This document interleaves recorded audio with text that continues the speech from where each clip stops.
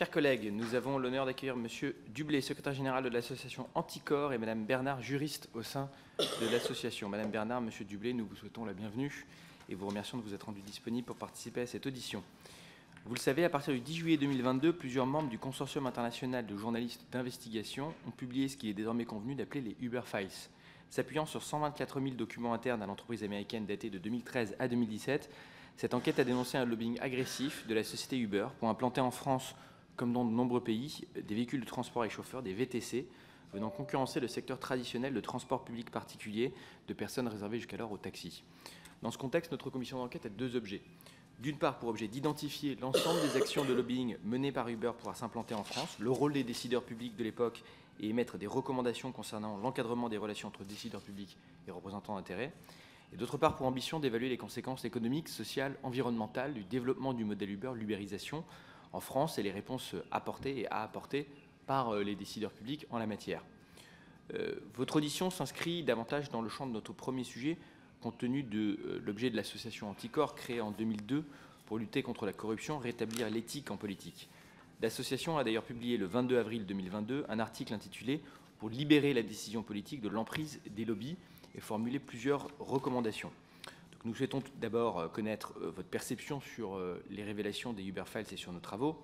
Les Uber Files mettent en évidence que l'entreprise Uber a pu s'adresser directement à des ministres, à des cabinets ministériels, même si les auditions que nous avons réalisées jusqu'à présent montrent que la stratégie d'Uber a systématiquement échoué. Les modifications législatives adoptées en France ont renforcé les contraintes sur les VTC et les plateformes comme Uber et les enquêtes administratives ont bien eu lieu et conduit à des condamnations. Au-delà des révélations des Uber Files, notre commission d'enquête s'interroge sur le dispositif actuel d'encadrement des activités de lobbying des entreprises auprès des décideurs publics. Nous avons eu l'opportunité d'auditionner un certain nombre d'experts, de responsables associatifs tels que vous-même. Nous souhaiterions donc que vous puissiez nous faire part de vos recommandations sur ce sujet, en particulier depuis la loi Sapin 2, puisque la loi Sapin 2, comme vous le savez, est rentrée en vigueur après les faits que relatent les Uber Files. Je vous remercie d'avance pour la qualité de vos réponses. Avant de vous laisser la parole pour vous présenter en quelques minutes, répondre à ces premières interrogations et entamer les échanges sous la forme de questions-réponses avec mes collègues, je vous rappelle que l'article 6 de l'ordonnance du 17 novembre 1958 relative au fonctionnement des assemblées parlementaires impose aux personnes auditionnées par une commission d'enquête de prêter serment, de dire la vérité, toute la vérité, rien que la vérité. Je vais donc vous inviter à lever la main droite, activer votre micro et dire « Je le jure ». Je le jure. Je le jure. Merci. Je vous laisse la parole. Je vais commencer. Merci, Monsieur le Président, Madame la rapporteure, Messieurs et Madame. Donc, comme vous le savez et vous l'avez rappelé, à Anticor, nous sommes une association de lutte contre la corruption pour la probité publique. Et donc, nous ne sommes pas un service d'enquête et nous n'avons pas, par définition, vocation à identifier les actions de lobbying qui ont été menées par Uber pour pouvoir s'implanter en France. De même, nous ne sommes pas habilités, de par notre objet social, à nous prononcer sur les conséquences économiques et financières et même environnementales du développement du modèle Uber en France. En revanche, l'ambition d'Anticor, c'est de réhabiliter le rapport de confiance qui existe entre les citoyens et les représentants. Et c'est à ce titre que nous émettons des recommandations sur l'encadrement des relations qui existent entre les décideurs publics et les représentants d'intérêts.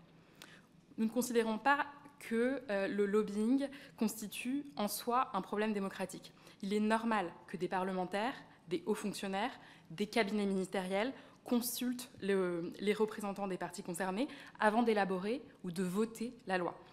Mais pour que cette action apparaisse légitime aux yeux des citoyens, il est extrêmement important que les activités de ces groupes de pression soient parfaitement transparentes.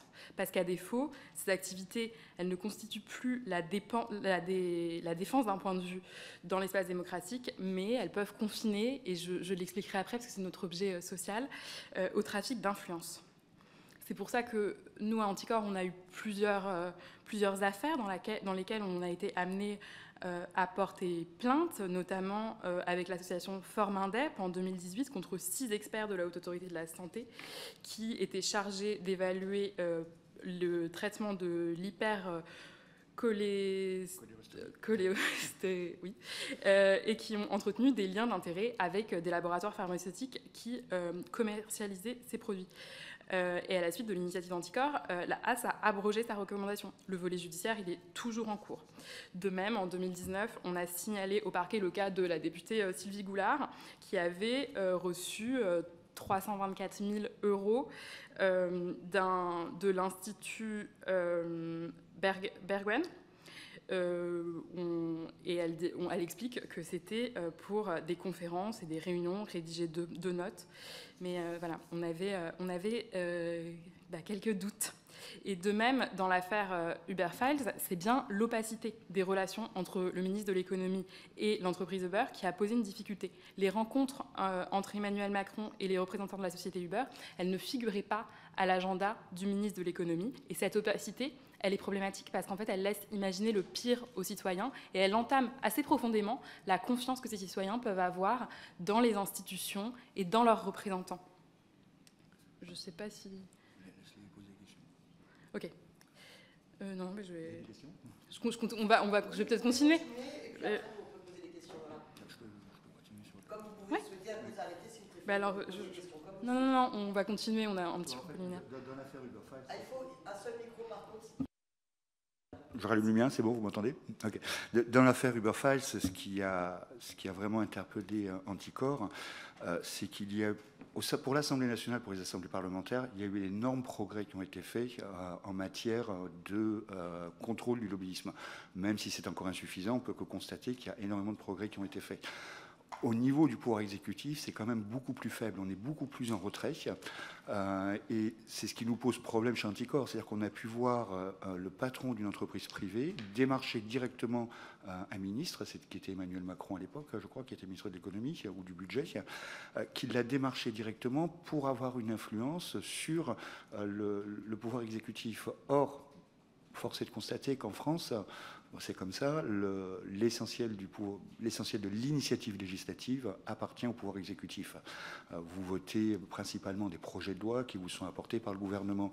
Or, rien ne dit, et là on n'a pas moyen de savoir, que dans ces projets de loi, on n'a pas eu l'intervention auprès de cabinets ministériels, auprès de ministres, de représentants d'intérêts privés. Et c'est-à-dire que vous votez, vous, en tant que législateur, parfois des textes dont vous ne pouvez même pas, vous n'avez pas forcément les sources. Et ça nous pose problème chez Anticorps. Il faut réellement faire un effort de transparence au niveau du pouvoir exécutif et de l'influence des lobbies. Et pour ça, on a certaines propositions qui seraient une très grande avancée démocratique selon Anticorps. Et notamment, ce que nous proposons... on a plusieurs propositions en matière de contrôle du lobbyisme, mais la principale, qui à nos yeux serait une formidable avancée démocratique, serait la création d'une plateforme sur laquelle les lobbies, les représentants d'intérêts privés pourraient avancer leurs arguments. Bien évidemment, plateforme ouverte au public et à tous les citoyens, et sur laquelle également des citoyens, une expertise citoyenne pourrait se faire, et de là pourrait émerger une solution qui irait dans l'intérêt général. Parce qu'aujourd'hui, quand vous interrogez, vous devez le savoir, quand vous interrogez les citoyens, les électeurs, beaucoup d'entre eux disent mais de toute façon, les décisions sont prises en faveur de certains types de populations ou de certains types d'entreprises. Et comme le disait Inès, ça laisse penser, ça peut laisser penser à certaines personnes que quand une décision est prise en faveur d'une entreprise ou d'un représentant d'intérêt privé, il y a une contrepartie occulte. Alors, je ne dis pas que c'est le cas, mais dans l'esprit de beaucoup de citoyens, on pense qu'il y a une contrepartie. Et donc, à terme, contrepartie qui veut dire corruption ou atteinte à la probité publique. Je peux revenir, moi, peut-être sur ce... Vas-y. Oui, en effet, d'ailleurs, il y a eu un sondage qui a été publié en 2019, au terme duquel il apparaît que 79% des citoyens considèrent que les décideurs sont trop influencés par les lobbies. Donc nous, on considère que la décision publique, elle doit être libérée, entre guillemets, de l'emprise des lobbies. Et surtout, je voudrais insister sur une chose qui est importante pour nous au regard de l'objet social de notre association, c'est que parfois, ces activités d'influence, elles confinent ou elles peuvent même donner lieu à des infractions pénales, au premier rang duquel le trafic d'influence et la corruption. Par exemple, si un lobbyiste, il promet ou il verse des avantages quelconques à un décideur, qu'il soit public ou privé, pour l'amener à prendre une décision, l'infraction de corruption, elle peut se trouver caractérisée. Et l'avantage, ce qui est intéressant, c'est qu'il peut prendre la forme d'une invitation, il peut prendre la forme d'un voyage qui serait offert, de sorte que la frontière, elle est parfois extrêmement mince entre certaines pratiques des lobbies et les infractions à la probité. Il est extrêmement important, vous le comprenez, d'éviter ces dérives. Et pour cela, l'activité des lobbies auprès des décideurs publics, elle doit être rigoureusement écartée. Donc, nous, on a... pas écartée, oui, elle doit être rigoureusement encadrée, pardon. Et donc, nous, on a analysé à cet égard la loi Sapin 2, qui constitue évidemment une avancée qui est considérable, puisqu'elle a créé le registre des représentants d'intérêt, qui est hébergé, vous le savez, sur le site de la HATVP. Mais il nous semble que son décret d'application a vidé une partie de ce dispositif, de sa substance et en fait de son effectivité, ce qui nous pose une difficulté. On a analysé quelques points qui nous semblent vraiment embêtants et extrêmement perfectibles. D'abord, c'est la définition du lobbying qui est prévue par la loi et qui exclut les activités d'influence qui sont intervenues qui circoncie les activités d'influence à celles qui sont intervenues à l'initiative des décideurs publics. Or, on le sait, il y a des groupes de lobbying qui sont extrêmement installés auprès des décideurs, et il se trouve que les décideurs, les politiques, peuvent être amenés à les consulter directement. Et on considère également que les responsables publics, les décideurs, ils ont une responsabilité dans le choix des personnes qu'ils consultent. Donc on pense que cette spécificité-là et cette définition-là, elle doit être modifiée. De même, la définition des décideurs publics, elle nous apparaît très restrictive.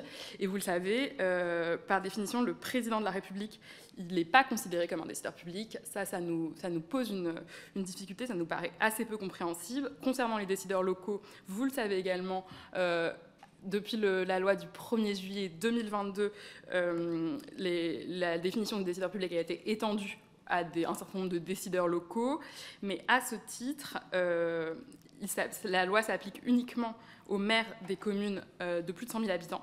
Et ça nous paraît un seuil qui est trop haut. On considère qu'en fait, des maires de petites communes de plus de 50 000 habitants peuvent être amenés à faire l'objet d'influences qui sont importantes. Donc on considère qu'ils devraient être inclus dans cette réglementation. De même, il y a un certain nombre de groupes qui sont exclus de la définition du lobbying et qui ne sont pas soumises à l'obligation de déclaration, ce qui nous pose une difficulté. C'est le cas des associations à objet cultuel, qui peuvent être amenées pourtant à avoir des activités d'influence qui sont importantes dans les sujets qui les concernent, vous le savez certainement. Il y a un certain nombre de personnes morales de droit public qui sont exclus également de cette définition de l'activité d'influence, et à ce titre des États. Et quand on a vu ce qui s'est passé récemment au Parlement européen avec l'influence du Qatar et du Maroc, ça nous semble être dommage de pouvoir exclure les États et la plupart des personnes morales de droit public des personnes qui peuvent avoir une activité d'influence. Les associations d'élus sont également exclues et un certain nombre de syndicats sont partiellement exonérés de la réglementation aussi, surtout pour ce qui révèle du dialogue social. Ça nous semble être une difficulté. Une autre difficulté, c'est le risque du contournement parce que les critères sont assez complexes. Je pense que vous l'avez vu. Les critères de définition sont très complexes pour qu'une personne morale ou privée soit soumise à l'obligation de déclaration à la HATVP. Il faut soit que la représentation d'intérêt, ce soit son activité principale, soit qu'elle exerce cette activité de manière régulière. Alors, pour que ce soit son activité principale, il faut que ça constitue plus de la moitié de son temps. Pour que ce soit une activité régulière, il faut que sur une période de 12 mois, elle ait fait plus, donc c'est précis, de 10 actions de représentation d'intérêt. Ça, c'est apprécié de manière individuelle pour les personnes morales, c'est-à-dire que dans une personne morale, il faut qu'il y ait une personne physique qui réponde à ces critères, donc qui soit ait passé plus de la moitié de son temps à faire du lobbying, soit ait fait 10 actes de lobbying dans l'année. Donc en fait, on comprend à la lecture de ces conditions que c'est assez facile de contourner la réglementation. Par exemple, on peut imaginer une personne morale dans laquelle en fait, il y aurait 3-4 personnes qui feraient du lobbying 4-5 fois dans l'année et qui seraient du coup exclus de la réglementation et qui n'auraient pas l'obligation de déclarer leurs activités d'intérêt à la HATVP. Donc ça nous semble être une limite de la loi. De même... Ouais. Dans le cas du Uberfalch, c'est tout à fait significatif. On a le PDG d'une entreprise, de VTC, qui va faire une action d'influence auprès d'un ministre, alors que lui-même, la société Uber n'était pas répertoriée comme représentant d'intérêt privé. Et ça pose également problème. C'est-à-dire que toutes les rencontres devraient être rendues publiques et les propositions, je répète, je l'ai dit tout à l'heure, les propositions des représentants d'intérêt privé, ce qu'ils souhaitent porter, doivent être rendus publics et pouvoir faire l'objet d'un débat. Je rappelle quand même une chose, vous le savez, je me permets de le dire quand même, c'est que l'essence même de la démocratie, c'est la délibération. Or, pour pouvoir délibérer sereinement, on doit pouvoir délibérer à partir de critères objectifs qui vont dans le sens de l'intérêt général. Et quand on a comme ce qui s'est passé avec Uberfalch, une délibération qui est quasiment imposée par un ministre, on peut se poser des questions de savoir si les actions de ces représentants d'intérêt privé vont réellement dans l'intérêt général. Et c'est ça qui aujourd'hui pose énormément de questions auprès de nos concitoyens et qui délégitime un peu aussi bien les assemblées parlementaires que le pouvoir exécutif. Et on voit ce qui se passe ces dernières années où il y a une remise en cause de nos fondements démocratiques. Je pense que, pas Uberfalch en particulier, mais cette action du lobbying qui n'est pas suffisamment transparente participe à cette délégitimisation de notre système démocratique. Et c'est très grave. Oui, absolument. Et pour revenir sur un point un peu plus technique, une limite aussi de la réglementation actuelle qui a été créée par la loi Sapin 2, c'est qu'à notre sens, les activités qui sont actuellement déclarées à la HATVP, la manière dont elles sont déclarées, elles ne contiennent pas nécessairement les informations qui permettent de faire un contrôle effectif, en fait, des activités d'influence, puisque, en l'état, et vous le savez certainement, les représentants d'intérêt, ils ne sont pas tenus d'exposer les positions qu'ils ont défendues auprès des décideurs publics, mais uniquement l'objet de leur activité d'influence. Dans le même sens, ils ne sont pas tenus, il n'est pas possible de rattacher sur le site de la HATVP l'activité d'influence avec une décision publique. Et on y reviendra tout à l'heure dans nos propositions. Ça, ce serait une avancée importante. Ça permettrait en fait même aux citoyens de mieux contrôler et de mieux comprendre la manière dont la loi a été formée, en quelque sorte. Il y a un autre point sur lequel on voulait enfin revenir concernant les limites de cette loi, c'est ce qui nous semble, quelque chose qui nous semblerait une avancée importante, qui serait l'interdiction absolue des cadeaux qui sont faits aux décideurs publics. Les représentants d'intérêt, vous le savez, ils doivent s'abstenir de verser désormais toute rémunération aux collaborateurs du président de la République, aux membres des cabinets ministériels, aux collaborateurs d'un député, d'un sénateur ou d'un groupe parlementaire. C'est une disposition qui est extrêmement importante. C'est un nouveau cadre juridique qu'on salue évidemment, mais on attire votre attention sur le fait que c'est seulement les cadeaux d'une valeur, les cadeaux ou avantages quelconques d'une valeur significative qui sont interdits, et il nous apparaît un peu choquant pour les citoyens que les élus puissent recevoir, dans tous les cas, des cadeaux de représentants d'intérêt. Surtout que la question le critère de la valeur significative, il nous paraît quand même un petit peu vague. Et on pense que la représentation nationale gagnerait à interdire totalement cette pratique, qui est déjà interdite d'ailleurs pour les fonctionnaires. Ou soit l'interdire, soit faire en sorte que ces cadeaux soient reversés, par exemple, à l'Assemblée nationale, on peut imaginer. Je me permets d'intervenir quand même. Il faut savoir une chose, c'est que dans les entreprises privées, un salarié ne peut pas recevoir de cadeaux de la part d'un partenaire commercial ou d'un partenaire financier. Il ne peut recevoir strictement aucun avantage. Ça peut aller même jusqu'aux sanctions pénales dans le cadre notamment des négociations commerciales. En revanche, au niveau de l'Assemblée nationale, du Sénat, du gouvernement, on peut voir des représentants d'intérêts privés, c'est-à-dire des partenaires, qui peuvent faire des cadeaux, même si ce sont des cadeaux très modiques, ça pose quand même problème. Ce qui est formellement interdit aux citoyens que l'on contrôle. Aujourd'hui, moi j'ai une entreprise, je suis obligé de absolument justifier la moindre de mes dépenses. Au niveau de l'Assemblée nationale, du Parlement, du pouvoir exécutif, on est beaucoup plus lâche, beaucoup plus tolérant. Et ça pose également un problème d'équité et d'égalité, où les citoyens ont l'impression d'être traités de façon un peu... j'ai pas le terme en tête, mais... d'être traités comme des citoyens de seconde classe par rapport aux élus. Alors je ne dis pas que c'est la vérité, je dis que c'est le ressenti. On le voit nous, hein, on a des groupes locaux répartis dans toute la France et on a des remontées de ce que pensent les gens. Et aujourd'hui, il y a ce sentiment qui est là que le politique s'exonère de certaines obligations que lui-même impose aux citoyens.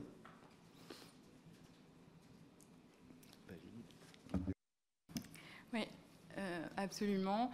Et je voulais, avant de vous parler de mes propositions, je voudrais revenir sur 2 points, parmi lesquels l'objectif de l'empreinte normative, qui est dans une de nos propositions, donc j'aimerais un petit peu le développer. Ça, c'est tout simplement une recommandation de l'OCDE.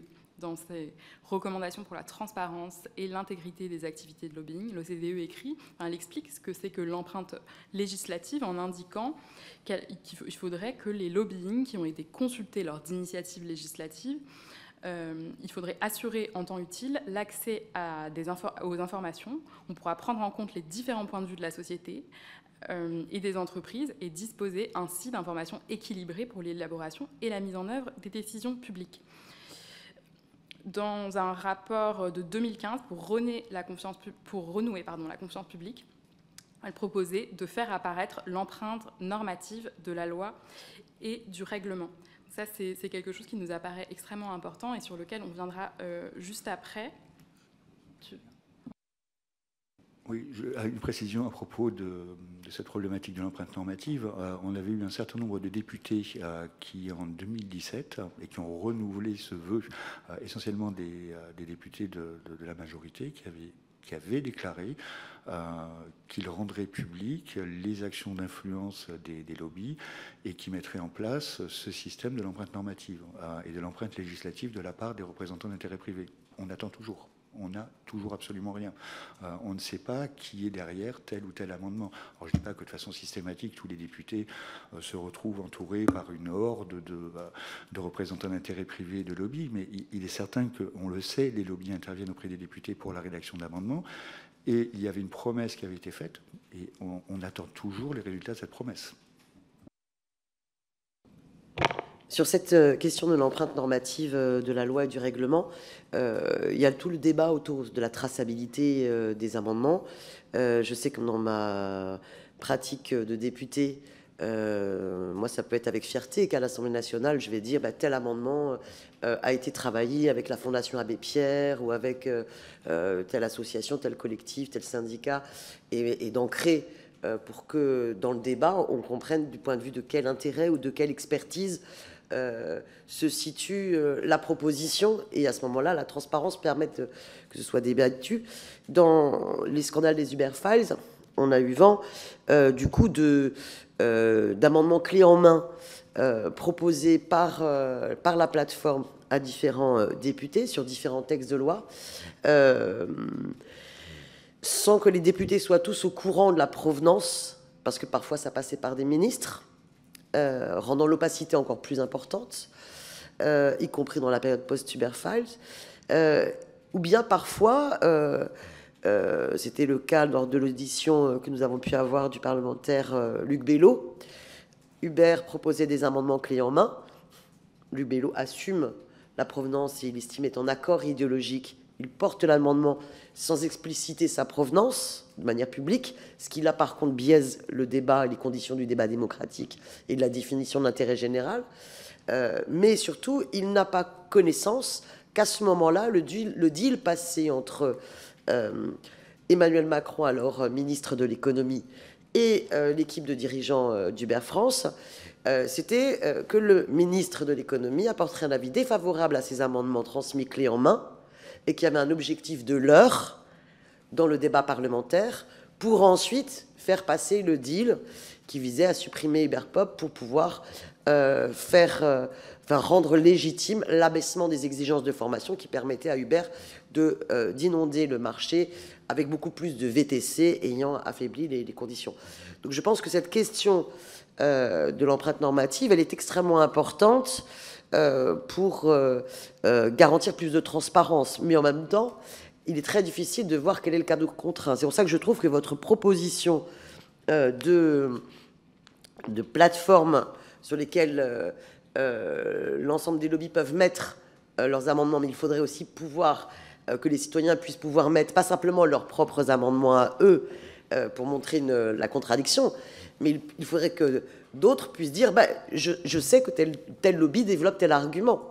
Parce que si on n'est que... Enfin, vous voyez, vous comprenez la difficulté. C'est-à-dire que les lobbies cherchent parfois à ne pas rendre public. Vous avez parfois des lobbies qui vont déposer un amendement et qui vont envoyer un amendement à l'ensemble des députés. Alors après, les députés n'ont pas toujours l'intelligence de se rendre compte que tous l'ont reçu et qu'il faudrait peut-être aussi creuser et analyser, mais pour autant, le citoyen n'en a pas connaissance. Et le lobby peut très bien ne pas mettre sur la plateforme. Donc on a un peu toutes ces difficultés-là. Je vous laisse pouvoir réagir là-dessus, sur ces questions de plateforme. Je vois qu'il est déjà 9h49. On devra arrêter impérativement à 10h, sachant qu'on a la possibilité, par écrit, d'avoir des compléments de propositions de votre part. Parce que sur la question de l'action des lobbies, les Uberfiles nous en disent beaucoup. Hein. Il y a eu aussi un achat d'économistes pour faire des enquêtes pipeau clé en main pour peser sur l'opinion publique et sur les décideurs publics, des faux articles, des paiements de manifestants pour qu'y compris le lobby puisse par la rue manipuler l'opinion publique. On a eu aussi tous ces éléments-là d'un système d'Uber extrêmement agressif dans son action de lobbying. Et ce qu'on n'a pas pu aborder encore, c'est aussi la stratégie d'Uber qui a été en France comme partout dans le monde, pas simplement de définir quels sont les décideurs publics et donc de payer beaucoup de cabinets qui permettent de faciliter les mises en relation avec les décideurs publics, mais qui a été aussi d'avoir une stratégie de recrutement de décideurs publics. Donc Uber a pu recruter David Plouffe, proche d'Obama aux États-Unis, recruter Grégoire Kopp, qui était un ancien collaborateur du cabinet d'Alain Vidalis, ou encore Nelly Kroes, ex-commissaire européenne à la concurrence. Donc il y a cette stratégie-là. Je ne sais pas si si Anticor a aussi travaillé sur ces éléments-là, où en France, on a par ailleurs la question de la résistance contre le pantouflage et de tous ces éléments qui sont mis, mais qui, à mon avis, doit faire l'objet de moyens de surveillance permanente. Alors justement, c'est aussi un des autres aspects du lobbying qu'Anticor envisage, c'est ce pantouflage. On l'a vu très récemment, je ne sais pas si vous m'entendez, oui. Oui. On l'a vu récemment, c'était l'année dernière, je crois, ou il y a 1 an et demi, avec M. Djebari, qui était ministre des Transports, qui a souhaité partir dans une entreprise j'ai plus le nom de l'entreprise, mais qui fabriquait de l'hydrogène, pardon. Opium, oui, avec lequel il avait eu affaire en tant que ministre du Transport pour développer la filière hydrogène. Cette entreprise, visiblement, se serait comportée comme un représentant d'intérêt privé et se propose ensuite de l'embaucher comme directeur général. C'est aussi un des autres aspects problématiques du lobbying. Et l'image que cela donne, encore une fois, c'est que l'on a certains... C'est une image, hein, je ne dis pas que c'est la réalité, que nos hommes politiques se servent au passage, se servent de leur fonction pour assurer leur carrière professionnelle. Et c'est un des autres aspects gravissimes du lobbyisme, oui. effectivement, qui est le fait de recruter des responsables publics, des responsables politiques, bien pour profiter des réseaux et pour accroître encore ces actions d'influence. Ensuite, concernant ce que vous avez dit sur la proposition de plateforme que nous avons, alors effectivement, tous les lobbies n'auraient pas forcément cette bonne pratique qui serait de déposer en open data, en ouvert, les arguments, mais comme cette plateforme serait également ouverte à l'expertise citoyenne, puisque les citoyens sont aussi des experts, on pense que ça permettrait de faire naître un certain débat. Et puis pour les lobbies qui ne déposent pas en open data leurs propositions, il y a toujours la sanction pénale qui est possible derrière, et qui peut être une sanction pénale très, très lourde pour justement inciter ces lobbies à rendre absolument publiques toutes leurs actions auprès des décideurs publics.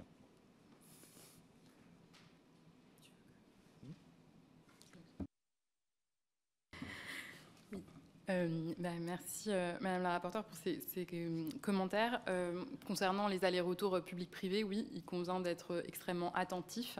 Et à ce titre, vous l'ignorez pas, la HATVP, elle a un rôle qui est très important. Je pense qu'il faut vraiment renforcer ce rôle. Concernant l'empreinte normative, en fait, l'empreinte normative, pour qu'elle soit effective, elle doit passer par plusieurs choses. Nous, dans nos propositions, on propose d'obliger les parlementaires à mentionner l'origine d'un amendement qu'ils décident de relayer. Aussi, on propose de joindre à un projet de texte la liste de l'ensemble des personnes qui auraient été entendues par les responsables publics dans le cadre de son élaboration, dans le cadre de sa rédaction, jusqu'à son entrée en vigueur. On propose aussi de révéler dès leur transmission toutes les propositions législatives qui ont été faites aux décideurs publics. Je pense qu'avec peut-être ce faisceau d'indices, ou au moins l'ensemble de ces éléments, ça permettrait quand même d'avoir un contrôle, au moins de permettre aux citoyens d'avoir un regard sur la manière dont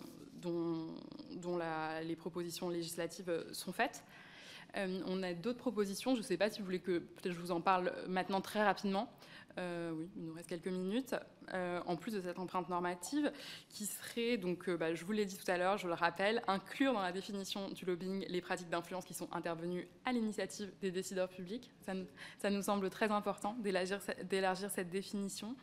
Dans le même sens, étendre l'obligation de déclarer leurs activités au sein du registre de la Haute Autorité pour la transparence de la vie publique à tous les acteurs qui exercent effectivement une activité d'influence, ainsi parmi eux aux décideurs publics, enfin à l'ensemble des décideurs publics, y compris au président, les activités d'influence qui ont été effectuées auprès des décideurs publics, de l'ensemble des décideurs publics et donc du président de la République. Ça nous semble très important.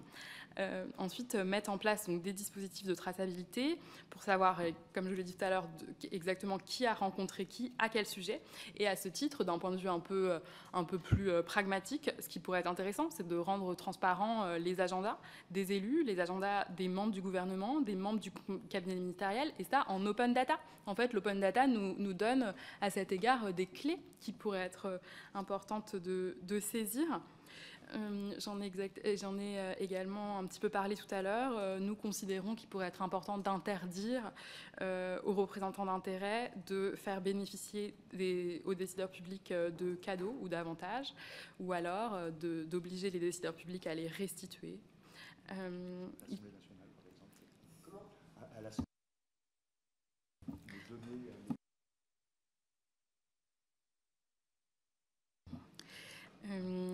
Il pourrait être intéressant aussi de publier les rapports et les informations communiquées par les représentants d'intérêt au pouvoir public. Et enfin, on va peut-être finir là-dessus, mais on en a déjà bien parlé, la mise en place d'espaces d'expression et de confrontation des avis divergents dans lequel tous les citoyens pourraient s'exprimer et après avoir rempli, bien sûr, une déclaration d'intérêt qui serait mise en ligne et publique également.